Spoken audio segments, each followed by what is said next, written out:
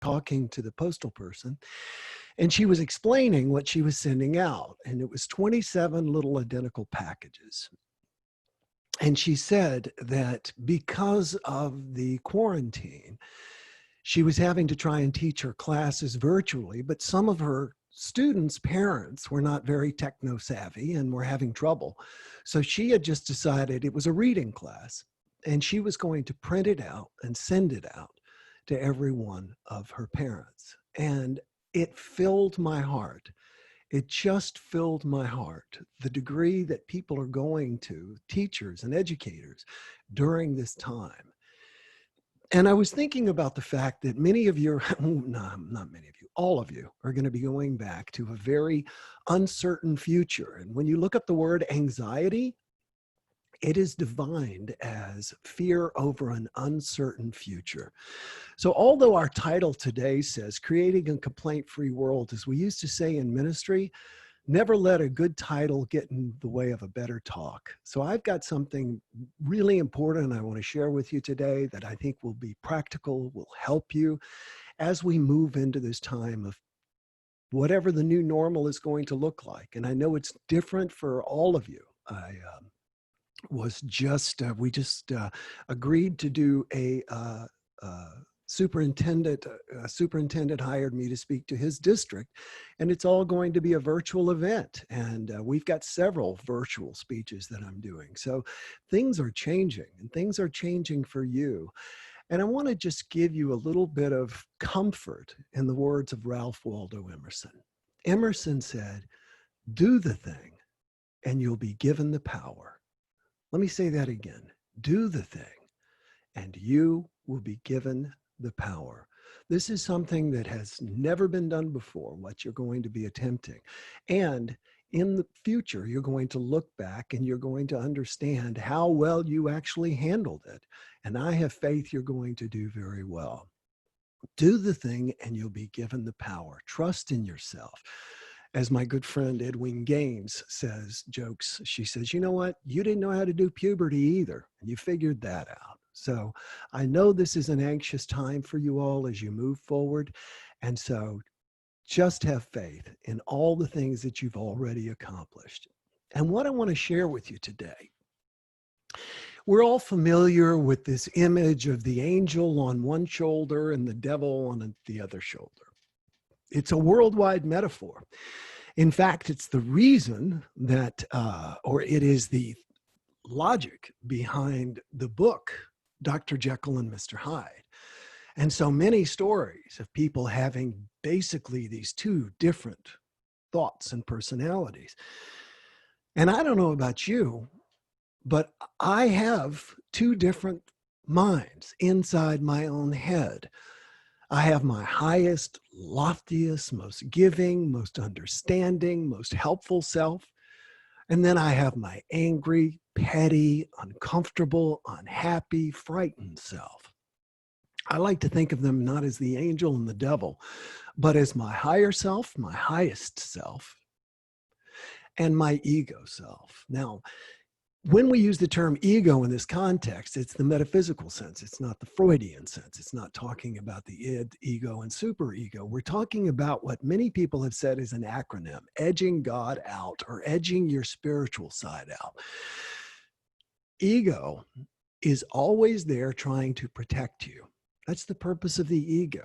It is a petulant child that lives inside your head. I like to call it your rude roommate.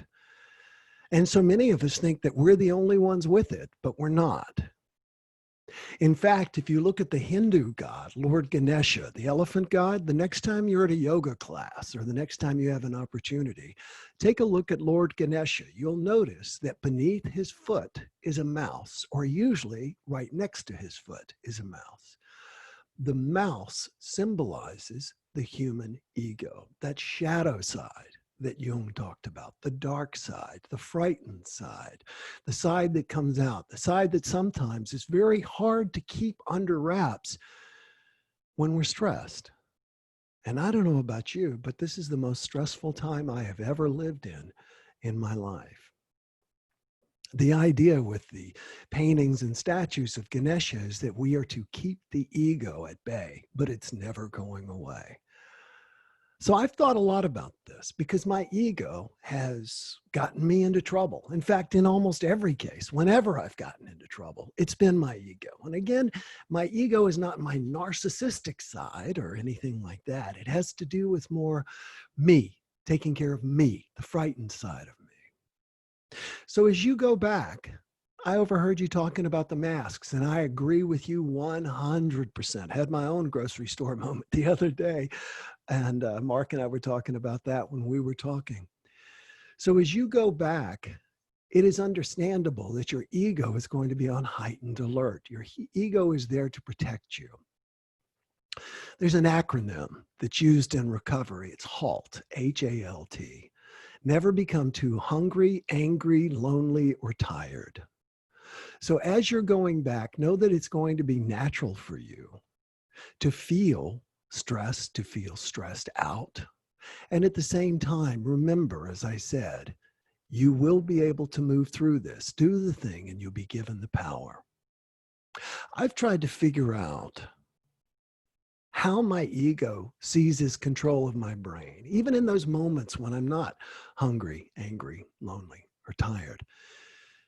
And I realized that the ego seizes control of my brain the same way we seize control of anyone else's brain. Would you like me to tell you what it is? I just did it. I asked you a question. I said, would you like me to tell you what it is? When you ask people questions, that's how you guide their attention. You guide people's attentions through questions. That's why the Socratic method has worked so well. Your ego seizes control of your brain by asking you questions. And I realized that the ego always asks the exact same 3 questions. The ego looks around and first and foremost says, what's going wrong? What's going wrong? You know, one time I was getting ready to speak at a convention and it was an after dinner speech and they had left everybody to go get their own dinner wherever. And I was sitting at a restaurant and at the table next to me was about 12 people who were participating in the conference. And they didn't know that I was the next speaker. And I overheard one of them say, who's the next person we're going to hear tonight? And someone else said, I don't know, some positive thinking guy. As if that's a bad thing. You know, it's almost as bad as if I have the coronavirus, you know, and I'm actively spreading it, you know, positive thinking. And I looked up the word positive. Do you know what the word positive literally means? It means present. It means present. The ego is always asking the negative question. The ego is always asking what is wrong. The ego wants to know what is missing. So when we go back, we want to be careful of the questions the ego asks. And the first one, as I say, is what's going wrong? When you go back, there's going to be a lot to focus on that's going wrong. There's going to be a lot. And it's very easy to connect with other people by complaining about what's wrong. It's one of the number one ways people do it, but it's not effective. It's not good leadership. And it's not going to move you towards where you want to be. So what's going wrong is the first question the ego always asks. The next thing is, once the ego ascertains what has gone wrong, the ego asks, who can I blame? The ego wants to affix blame to someone, even if it's not something that is readily available to be blamed on someone. If something is missing, blaming it in your own mind that someone took it, when in reality, maybe you're the one who misplaced it. Who can I blame? Our dark side, our shadow side, our uncompassionate side wants to blame things on other people. Why? Because it feels that it somehow elevates us. It makes us better by comparison. It's known as an invidious comparison. So what we seek to do is we seek to make other people wrong. And by the way, this is how the media works. I call it enrage and engage. If you tune in CNN right now, you're going to hear that Donald Trump is the worst person who ever drew a breath. If you tune on Fox News, you're going to hear he's the finest person who ever drew a breath. Why? because they know that they need to boost up their position and attack the other side. There must be a them. Who can I blame? That's what the ego wants to do. And then lastly, the ego always asks, what can I get? What can I get? What's in it for me? Number one, numero uno. It's all about me. Yeah. Noble profession, fine. But when it's all said and done, how am I going to come out of this? What's going to work for me? What's not going to work for me? This is me we're talking about, for crying out loud, the center of the universe, right? So when I realized that these are the questions the egos ask, and let me repeat them for you one more time. What's going wrong? Number two, who can I blame? And number three, what can I get?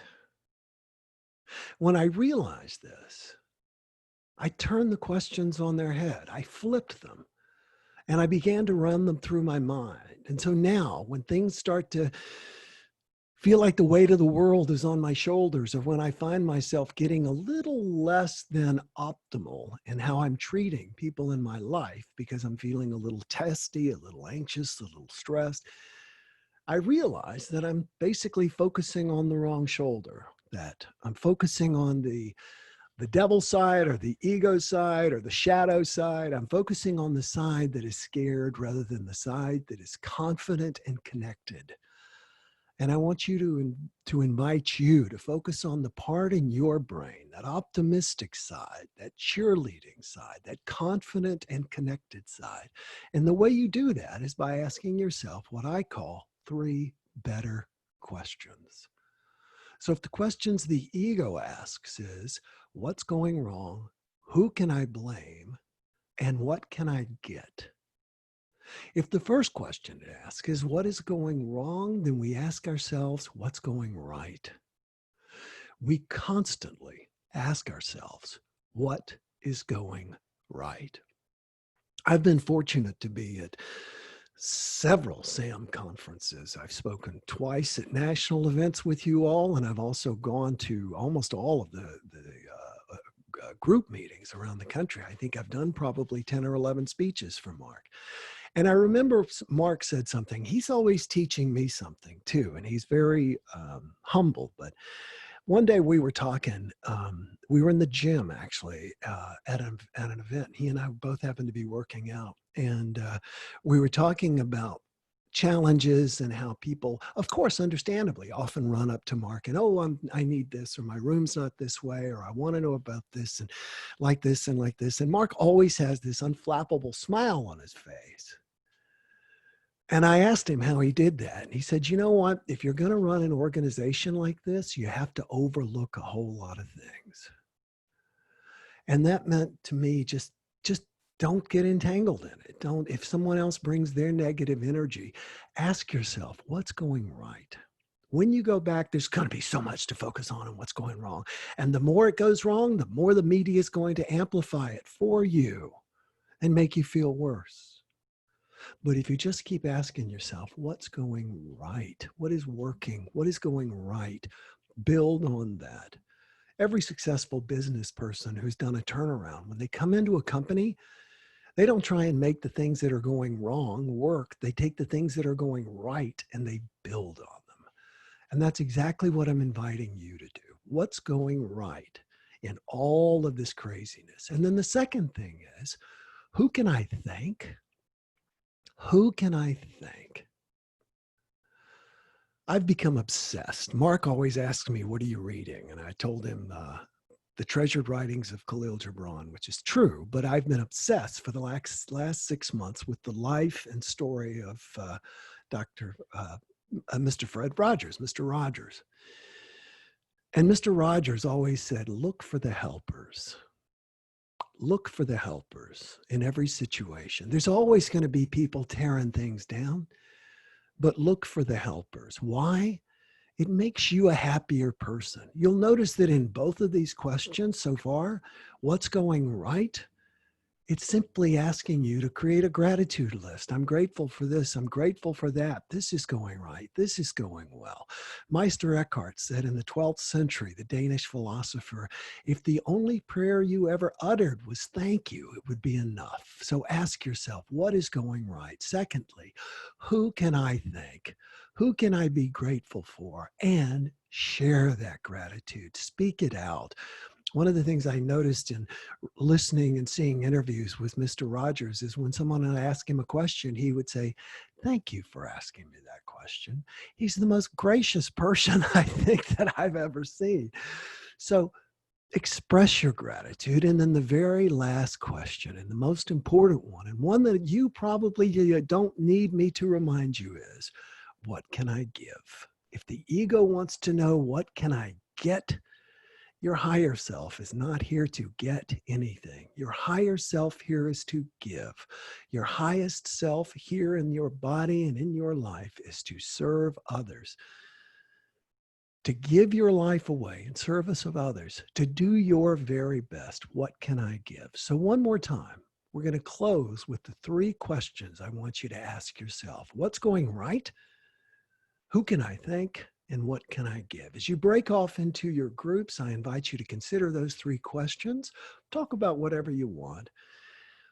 And if you were hoping I was going to do my complaint-free message, please go to willbowenvideo.com. The SAM talk that I did in San Diego has received almost 100,000 views, and it's there. You want to see it. But today I wanted to share this with you. Thank you so much. And again, Mark, thank you for this honor. Will, I want to thank you for being our guest today. What a wonderful presentation, and you made me feel good. It was really good to hear what you had to say, so thank you. I know we have a lot of people who'd like to thank you as well, and we kind of like to ask you to use the chat box if you wouldn't mind doing that, everyone. I would tell you, Will, that your thing about ego and about the rude roommate, I appreciate that. My first time where I actually it's my second superintendency was in Nevada, and the governor had hired me in Nevada to come in and turn around a district that had collapsed financially and organizationally. And I was coming home from school board meetings and saying to Carol, "Oh, it was just so horrible. This person said this person said that." And she looked at me and she said, "Mark, don't you realize that it's not all about you? That what you're hearing and the feedback you're getting from people at these meetings, this angry community where their schools had failed, they're using you by having you be the target, but it really isn't about you. So every time you hear something negative from someone, instead of hearing it being about you, just hear what they're saying and tell yourself, it's not about me." And I will tell you, it was a great leadership lesson, because all through my career from that day forward, I've tried to practice that. When someone's angry, I try to not respond in kind and not take it, my ego, my rude roommate, I love that, Will, not let that rude roommate overwhelm me. So Will, thank you so much for being with us today. And everyone online, thank you for all the nice comments you're listing with about Will. As most of you know, what we're going to do now is go to breakout rooms. Those of you who'd like to stay, go ahead and stay. In just a moment, you will be assigned to a breakout room. Anyone who would like not to stay, go ahead and you can log off. You will get an email a little bit later with a number of links, including a link to Will's presentations he's done for us in the past. Also his website, so you can connect with him in the future if you'd like to bring him in. So I'm going to go ahead and go to breakout rooms right now. And again, Will Bowen, thank you so much for being with us today. And so I'm going to click this magic button. My honor. Thank you. And I'm going to say, let's do breakout rooms now. And let's do this many so we have enough people in each one. And here we go.